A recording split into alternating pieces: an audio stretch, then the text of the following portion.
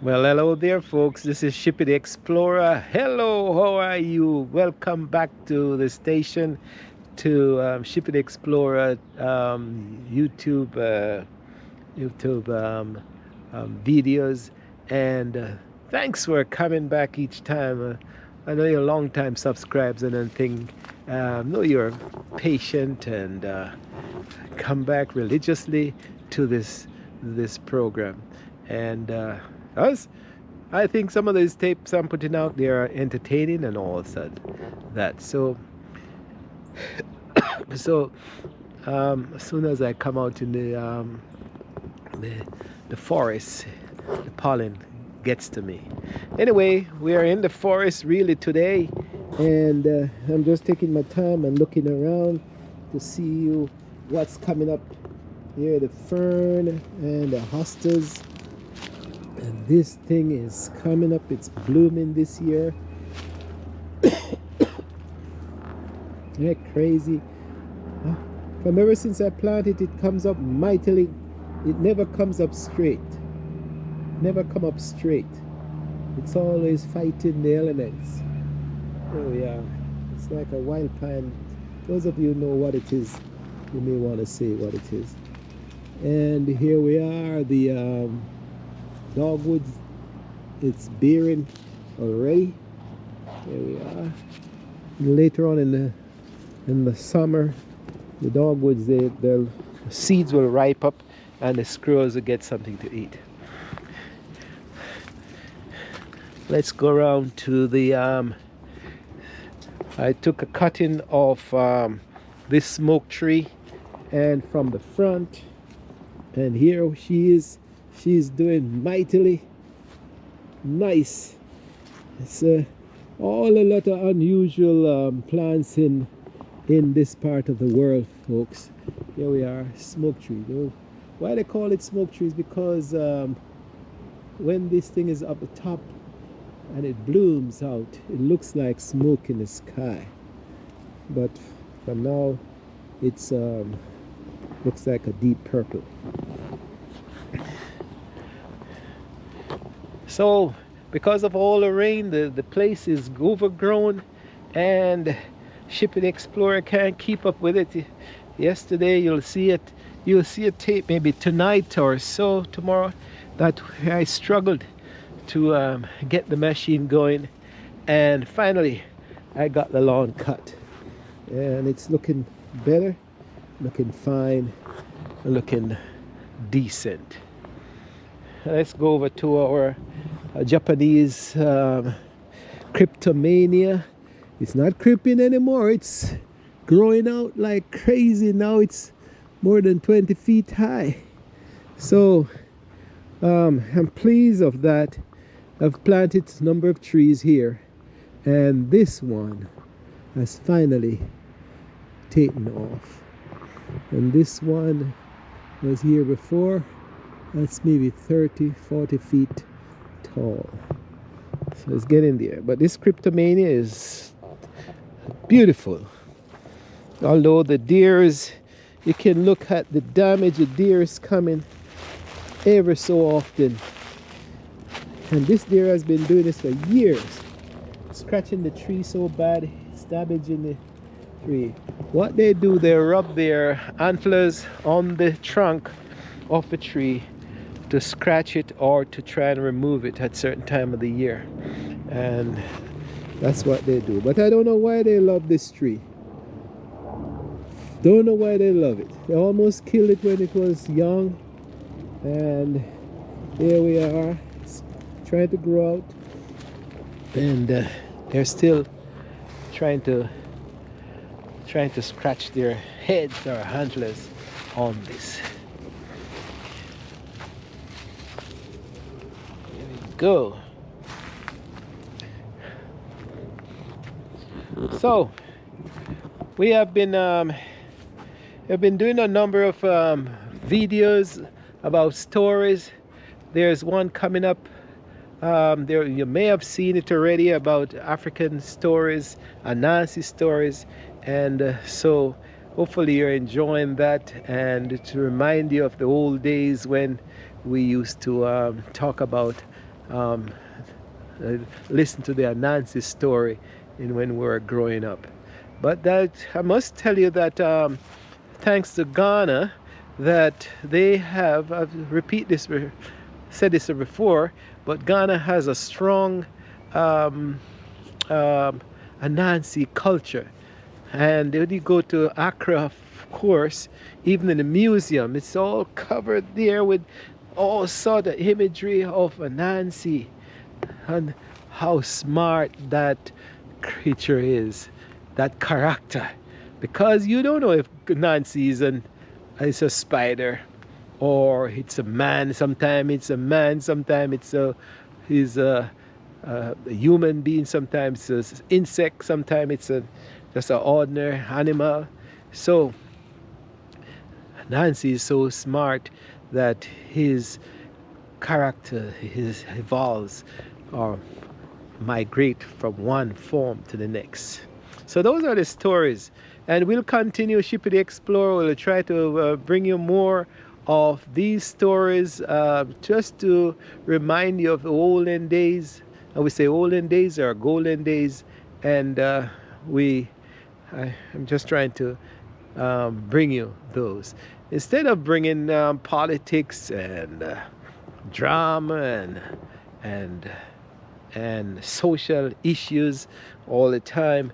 I'm just trying to give you some cultural remembrance, and especially the Caribbean region. And hopefully, if I talk about Jamaica, then the rest of the British Caribbean countries would understand, and even some of the Latin, the Dutch and the French countries, you'll be surprised how the colonial period has affected all of these islands, and we all tend to think similarly to a certain extent, although the language is somewhat different. We have differences, but we also have similarities. So let's see, maybe we can come up with a story, another story for today, and let's see. Stay tuned for more of Shippy the Explorer. Keep on watching, keep on sharing. Talk to you soon. So as the helicopter veers away, then we'll continue the story. So today's story, we're talking about mountain climbing. Man, mountain climbing. And if you're a tropical person, you would say, well, you don't even got no mountains in the Caribbean for you to climb. But Shippy the Explorer, and we climbed what they call Blue Mountains. The Blue Mountain Range in Jamaica is over 7,000 feet, 7,000 feet high. You know, I used to tell people it's over 5, but I was being conservative, not to remember that it's really 7,000. I think 7,402 or 7,204, but it's around there. And this is the issue. That Blue Mountain thing is one of the highest peak in the Caribbean. And you think that Jamaica is a warm country, and so when you come to the Blue Mountain region, you think you're gonna just get warm weather up there. But believe it or not, it's cold. So here is it.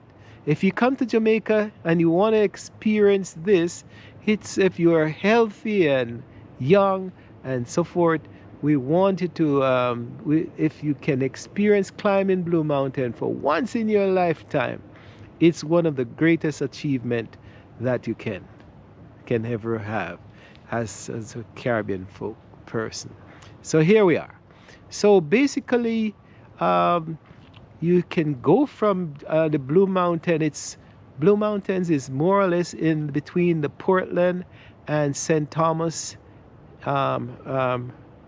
parish in the eastern part of the country of Jamaica. And as I said, it goes up to over 7,000 feet.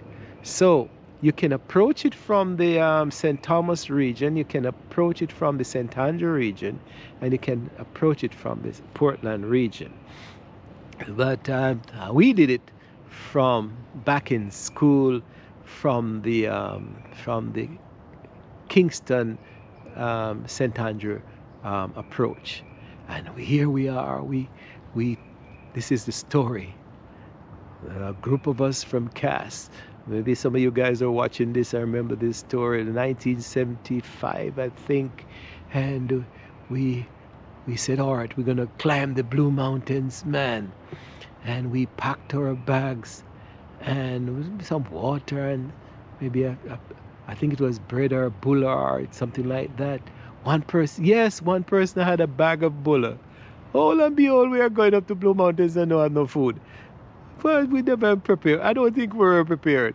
Anyway, we are going from Castman, so we took the we took a car, a van that took us from the Papine region. Cass is in Papine actually, and you're going across the gully towards Garden Town, and you pass through Garden Town, and then you climb up, and then when you reach a point where the Yalas River, you cross that, and then I think we took from there. We took a donkey, a mule and donkey that took our goods and our bags. And then I don't know if it was about 15 of us, but the whole idea is to start when they picked us up with the mule and the donkey, we start to walk. And you start to walk from maybe 2 o'clock in the morning. And you walk and you climb and you climb and you get wet, because Blue Mountains at certain parts, or most of the parts, is cool and moist, and the mist is just dropping and tearing into your body and dropping almost like rain. And so we climbed, and then it was the weather started to get colder and colder, and at certain parts of the last 1,000 feet before we reach a peak,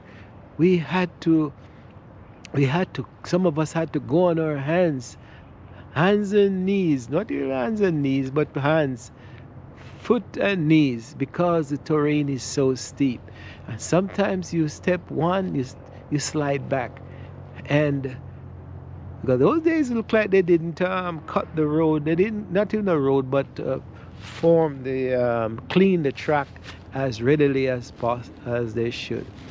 And when you reach almost over 4,000 feet, man, that's where last remnants are. So 4,000 or 5,000 feet is the last remnants of the coffee farm. And when you see the coffee in the cool of the morning, the coffee is lush, dark red, and almost look like cherry.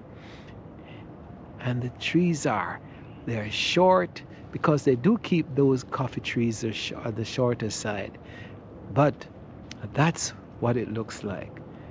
And then as we go further up, when it gets really misty and all that, we were told that we could find wild strawberries.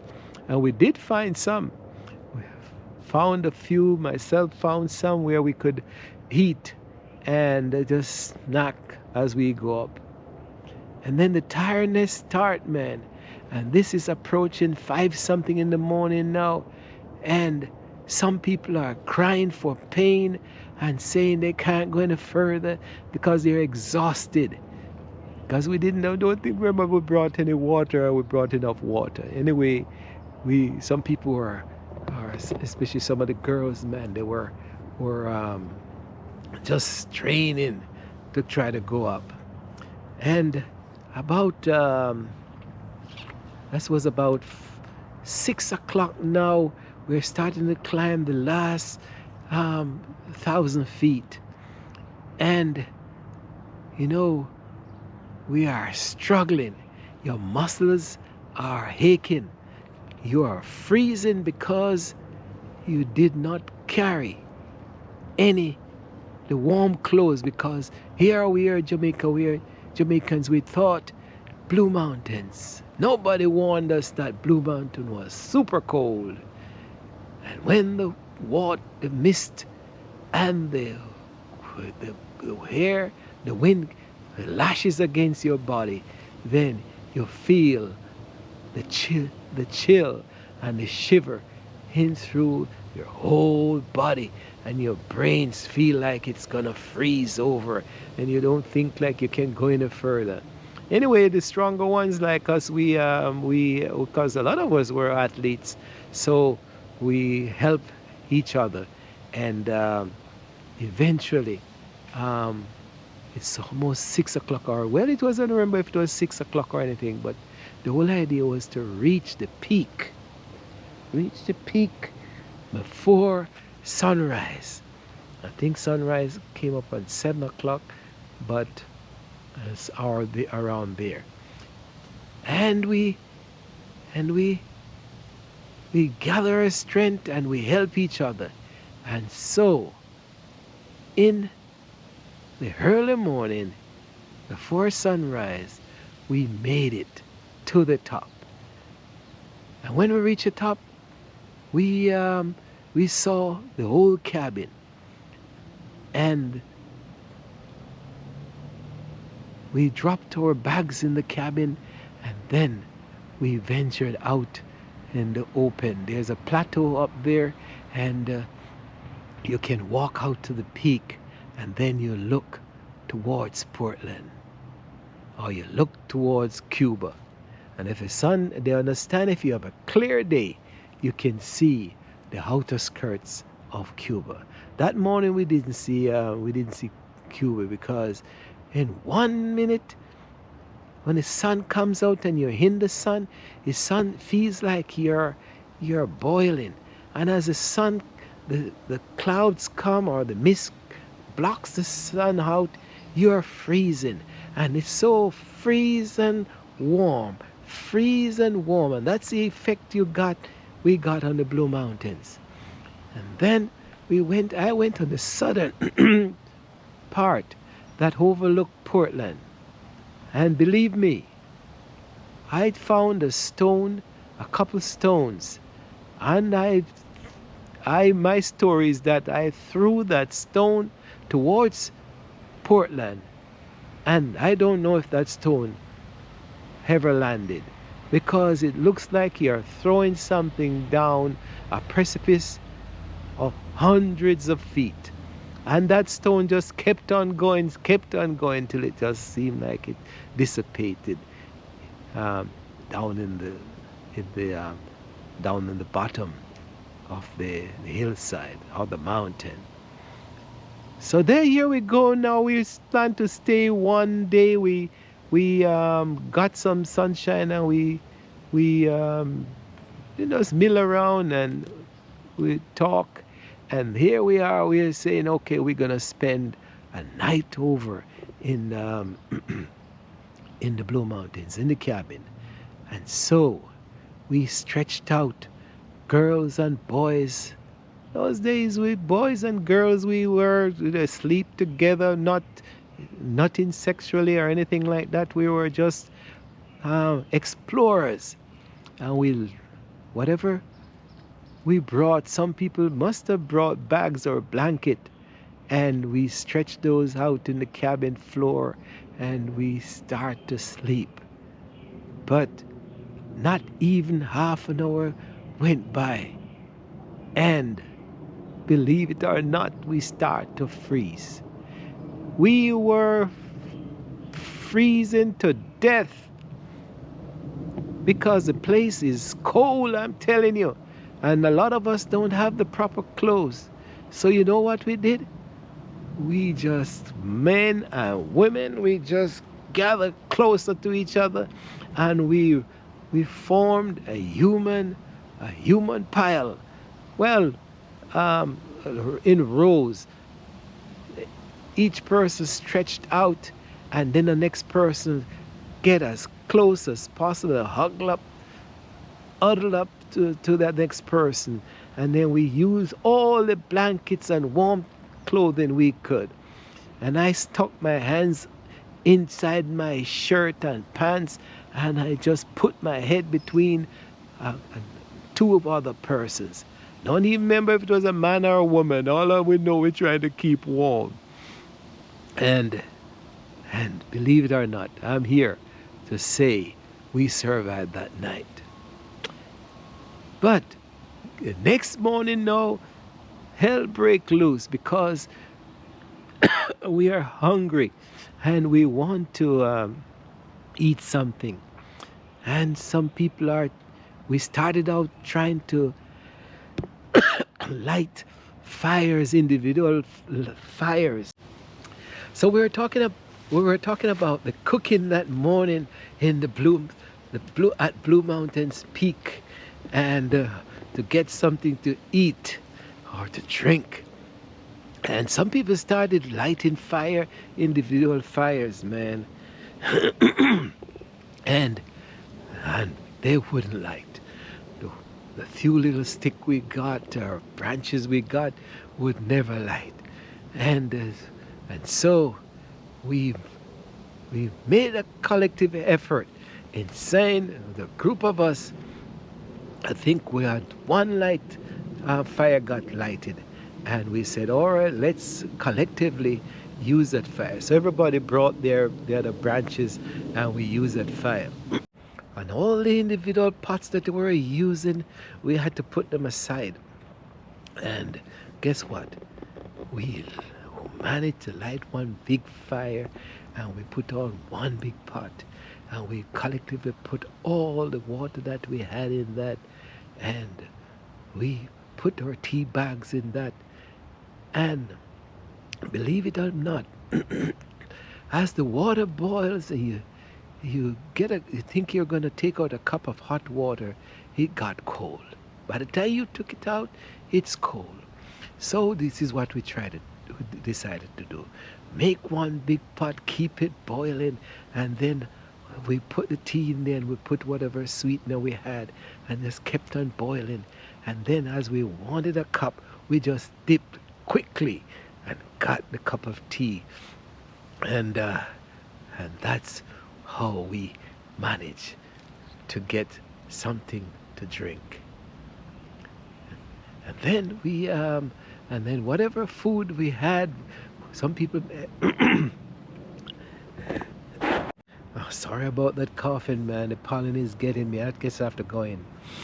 And so whatever food we had, we collectively shared it, whether bull or piece of bread and stale bread and all sorts of things, and we shared. And whether it was 12 or 15 of us, I don't remember, but we survived the Blue Mountains.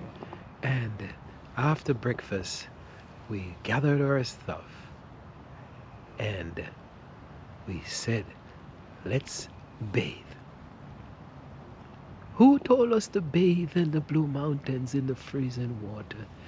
We had to, what we had to do, we started to, some people say, all right, we're gonna dry bathe our cowboy and all sort of things. And so we had to clean out that pot again and put some more water in it, and to get some warm water to bathe or to clean ourselves. And that's what we did. Every person got his little bit of water and quickly dash in among the trees, the natural brushes or bushes up in the Blue Mountains, and you did your little thing quick as fast as ever. And then you have to dry off as fast as ever because the cold is coming onto your body. So I know we didn't quite bathe fully. I know I didn't, but we, I guess, wash our face, wash our arms or something like that, and then we got dressed or get ourselves ready. And after that, I remember we ventured off the Blue Mountain. But that trip taught us a lot because it taught us that as people, if we cooperate with each other, we can survive. We can pass the, we can withstand the strong elements, whether cold or hot. We learned as young people how to cooperate and as a group of people in the wilderness, high above the, the land, 7,000 feet over, we learned our lesson. And so Blue Mountain is still there. You have the agricultural, the Ministry of Forestry Ministry, Forest Ministry, and they have, I think, bulletins how to climb the Blue Mountains. And I guess you have to pay a fee these days, but it worth it. If you're strong and healthy and you want to venture out in the mountain, you you you can go for it because it's a life's lesson. So go to Jamaica, go to I think Grenada or St. Lucia, one of those. They have also some high hills, and Dominica I think also have some high mountains.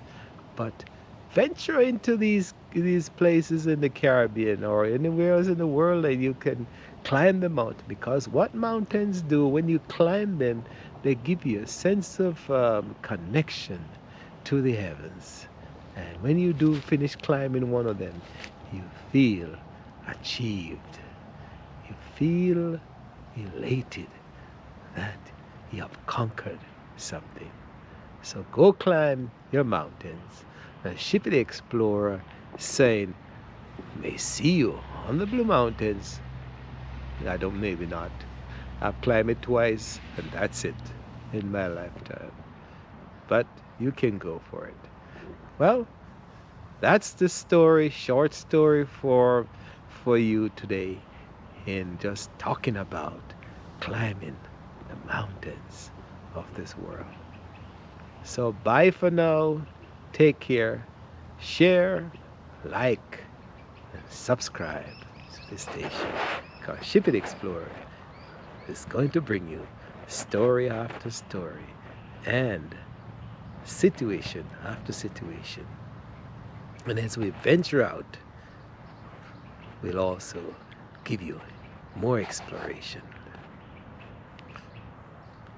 Take care. Walk good.